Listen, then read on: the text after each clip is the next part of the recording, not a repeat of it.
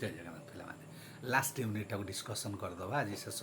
दिन अल्प समय तुम रही देखीदेव लास्ट यूनिट आम डिस्कस करुच्ची जो थे हूँ मुद्रा रोचे बैंक रोचे सरकारी वित्त आ बजेट मुद्रार मुद्रा कहले कौन बुझ ना साधारण क्रय क्षमता मुद्रार कार्यावली गुड़िक आलोचना कर भी लंग क्वेश्चन पड़ पारे तापर भारत में हिसाब एकक किए मन रख यहाँ पढ़ुची आम देश हिसाब एकक है टंका है यहाँ मन रखिपर विधिगाय मुद्रा क्या कहुटा पड़ुची विधि व्यवस्था आईन द्वारा स्वीकृति प्राप्त सर्वसाधारण ग्रहणीय देश में प्रचलित समस्त मुद्रार एकक विधिग्राह्य मुद्रा कहुए यहाँ भी देख प्रायस मुद्रा क्या कहुए है मुद्रा प्राप्तिर धारक समस्त ऋणपत्र को प्रायस मुद्रा कहुए उदाहरण हूँ विनिमय पत्र राजकोषीय पत्र विनिमय पत्र को कहुए 91 दिनिया वाणिज्यिक पत्र राजकोषीय पत्र को सरकार प्रतिज्ञा पत्र कहुए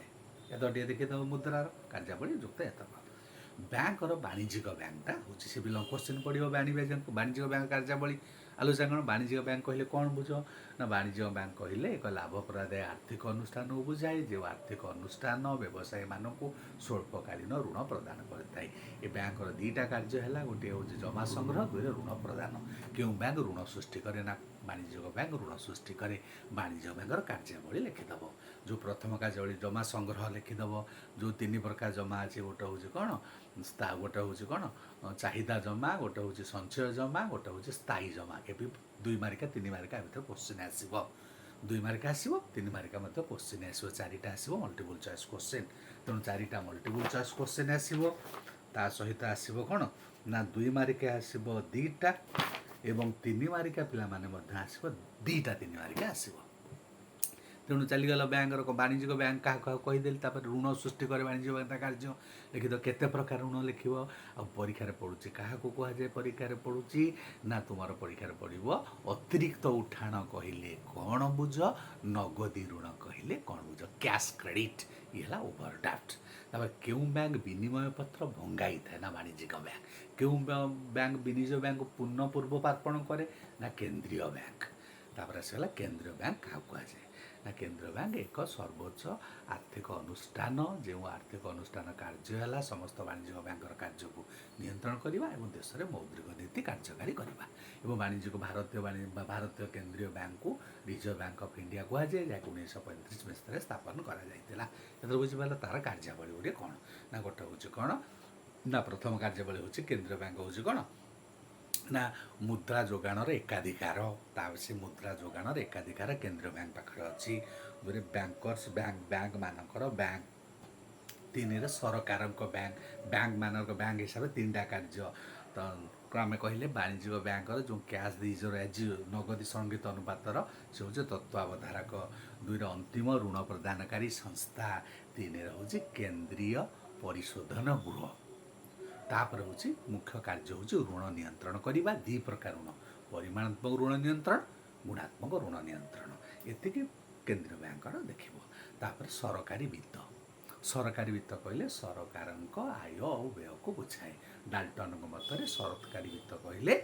सरकार आय और सरकार व्यय गोटिकर अन्य गोटिक सहित समयोजना को बुझाए और सरकारी व्यय और घर व्यय मध्य पार्थक्य अच्छी कौन से देखिपर जी सरकार व्यय आउ घर व्यय मध्य कौन पार्थक्य अच्छे से देखिए से 3 मार्क क्वेश्चन आसपे कि लंग क्वेश्चन भी आसपे कही हेनी से तापर आउ गोटे आसला बजेट बजेट शब्दटी क्यों शब्द आसी ना बौकेट जार अर्थ है कौन स्मॉल लेदर बैग छोट चमड़ा बैग बजेट क्या बुझा बजेट कहले